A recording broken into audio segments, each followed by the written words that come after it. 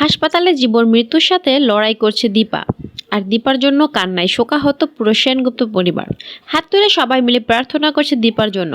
বাঁচার সকল ইচ্ছাই হারিয়ে ফেলেছে দীপা, কারণ তার দুই মেয়ের জন্যই বেঁচে থাকতে চেয়েছিল সে, কিন্তু তার মেয়েরাও যে তাকে আজ অস্বীকার করছে। প্রিয় দর্শক, অনুরাগের ধারাবাহিকের নতুন প্রোমোতে দেখানো হয়েছে যে দীপার অ্যাক্সিডেন্ট হয়ে অনেক রক্ত ঝরছিল, অবস্থা খুবই গুরুতর। তাই সূর্য এক মুহূর্ত দেরি না করে সিস্টার মার্গারেটের সাহায্য নিয়ে পাশে একটা হাসপাতালে নিয়ে যায় দীপাকে। আর অন্য কোনো ডাক্তারের উপর ভরসা করতে না পেরে সূর্য নিজেই নেয় দীপার চিকিৎসার দায়িত্ব। এদিকে সেনগুপ্ত পরিবারের দীপার অ্যাক্সিডেন্টের কথা পৌঁছে গেলে সবাই ভেঙে পড়ে। আর লাবণ্য সেনগুপ্ত বলে, আজ আমার জন্যই দীপার এই অবস্থা।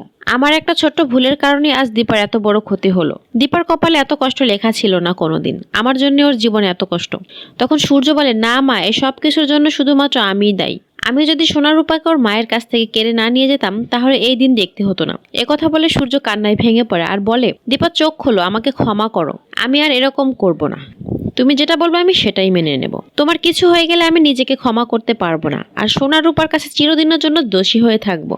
এই সব কিছু আমার ভুল সিদ্ধান্তর বোকামির জন্য হয়েছে। তো প্রিয় দর্শক, সূর্য কি এবার পারবে দীপাকে বাঁচাতে? তা একবার কমেন্টের মাধ্যমে জানান, আর আমার চ্যানেলটি সাবস্ক্রাইব করে সাথে থাকুন।